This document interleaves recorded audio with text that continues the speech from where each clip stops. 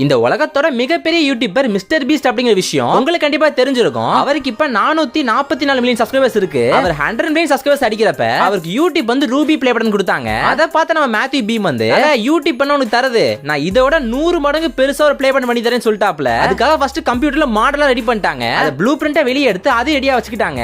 மொத்தமா 2 பார்ட் இருக்குது இதுல. அது இந்த வெளியே இருக்கிற அந்த சில்வர் கலர்ல இருக்கிற அந்த டைமண்ட் பார்ட், அப்புறம் நடுவுல இருக்கிற அந்த ரூபி டைமண்ட். அது உங்களுக்கு என்ன அப்படின்னா எப்படி பண்றேன்னு சுத்தமா உங்களுக்கு புரியவே இல்ல.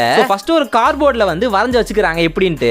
அதுக்கப்புறம் உங்களுக்கு ஒண்ணுமே புரியல என்ன பண்றதுன்னு. அதுக்கப்புறம் அவரோட அங்கிளுக்கு வந்து கால் பண்ணி ஹெல்ப் கூப்பிடுறாப்ல. அவர் வந்து என்னமோ பண்ணி பாக்குறாப்ல. ஆனா கடைசி வரைக்கும் ஒண்ணு கூட ஒர்க் ஆக மாட்டேங்குது. நிறைய ரிசர்ச் எல்லாம் பண்ணி கடைசியா வந்து கண்டுபிடிக்கிறாங்க. அது ஃபர்ஸ்ட் வந்து இந்த ஷேப்புக்கு வந்து ஃப்ரேம் ரெடி பண்ணணும். அந்த ஃப்ரேமுக்கு மேல நம்ம ஷீட் ஒட்டிடலாம் அப்படின்ட்டு ஃப்ரேம் வந்து ரெடி பண்ண ஸ்டார்ட் பண்றாங்க. அதுக்கு கிட்டத்தட்ட ஒரு 3ல இருந்து 4 நாள் ஆகும் நினைக்கிறேன். ரொம்ப கஷ்டப்பட்டு தான் பண்ணிட்டு இருக்காங்க அவங்களும். இப்போ மெட்டல் ஃப்ரேம் ரெடி ஆயிருச்சு. இப்போ அதுக்கு மேல ஷீட்டை ஒட்ட வைக்கிறதுங்க. அந்த ஷீட்டை ஒட்ட வைக்கிறது கொஞ்சம் பெரிய டாஸ்க். லைட்டை வந்து விலக செய்யும்.